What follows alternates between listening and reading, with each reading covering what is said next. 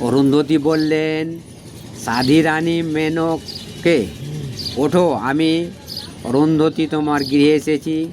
দয়ালু সপ্তঋষিগণ পদার্পণ করেছেন।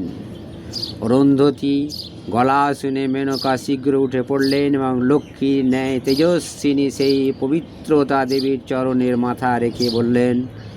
মেনকা বললেন, আহা, এই পুণ্যজন্মজীবের আজ কোনো পুণ্যের ফল লাভ হলো যে আমার গৃহে জগৎ স্রষ্টা ব্রহ্মার পুত্রবধূ ও মহর্ষি বস্তিদের পত্নী পদার্পণ করেছে।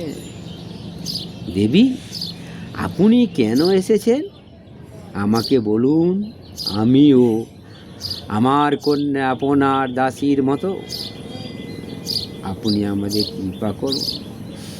মেনকা এই কথা বলায় সাধী অরুন্ধতী তাকে